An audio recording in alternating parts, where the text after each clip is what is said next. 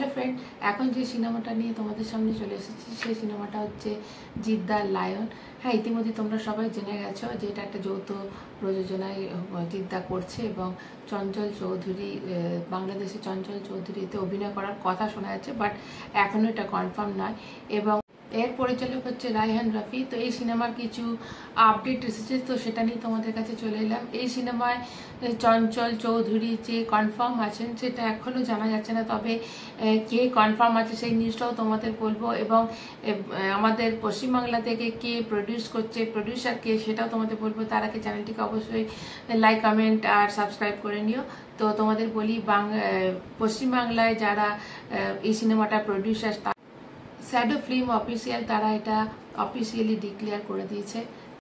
তো আর বাংলাদেশের যে হিরো তাকে সে হচ্ছে শরীফুল রাজ, যার আপনারা হাওয়া বা পরাণ সিনেমাটা দেখতে পারবেন। সে খুব একজন ভালো অভিনয় করে।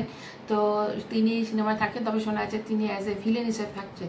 এটা খুব বড় প্রজেক্ট হতে চলেছে, কেননা জিদ্দার যৌথ প্রযোজনায় আগে যে সিনেমাগুলো হয়েছে সেগুলো খুব বড় হিট করেছে এবং অনেক দূর অবধি উনি তো মানে আমাদের ফিল্ম ইন্ডাস্ট্রিকে হিন্দিতেও নিয়ে যেতে চায়। তো এটা একটা খুব বড় উদ্যোগ, যেমন ওনার বস 2 বলুন বা বাদশা দ্য ডন, তো এইগুলো তো খুবই হিট করেছে। তো আর আরেকটা খবর হচ্ছে এই সিনেমাটা রিলিজ করছে হচ্ছে 2025 সালের ঈদে, এবং শুটিং শুরু হবে এই অক্টোবর নভেম্বর থেকে, হয়তো শুটিংটা স্টার্ট হয়ে যাবে।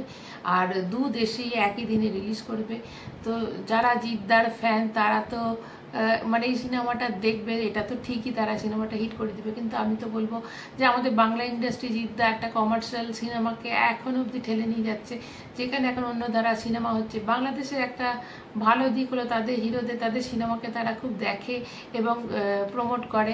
তো আমাদের এখানে হয়ে গেছে কি, অনেক কটা ইন্ডাস্ট্রি হয়ে গেছে, যার ফলে খুব অডিয়েন্সটা ভাগ হয়ে গেছে। তো আমাদের বাংলা ইন্ডাস্ট্রিকে বাঁচাতে গেলে তো এইসব সিনেমা দেখতে হবে যেগুলো আসছে সবসময় খুঁত খুঁজলে, বা হ্যাঁ অবশ্যই খুঁত থাকলে অবশ্যই খুঁজবো, কিন্তু সত্যি করে জিদ্দা এবং দেব বলুন বা নতুন যারা এই যে ডিরেক্টরগুলো সিনেমাগুলোকে নিয়ে আসছে, তাদের সিনেমা যদি আমরা না দেখি তাহলে আমাদের বাংলা ইন্ডাস্ট্রি একদিন শেষ হয়ে যাবে। তো এই শেষ হয়ে যাওয়া থেকে বাঁচাতে তো আমরাই পারবো, আমরা অডিয়েন্সরা যদি সিনেমাগুলো হলে গিয়ে দেখি তো অবশ্যই তাহলে এরাও উৎসাহ পাবে এবং প্রচুর মানুষ আরও কাজ করতে উৎসাহী হবে। তো জিদ্দার যারা ফ্যান তারা দেখার সাথে সাথে বলবো এই সিনেমাটা খুব বড় একটা ভালো সিনেমা হতে চলেছে এবং অবশ্যই সবাই এই সিনেমাটা দেখবে। আর তোমরা কারা কারা এক্সাইটেড এই লাইন নিয়ে অবশ্যই কমেন্ট করে জানাবে।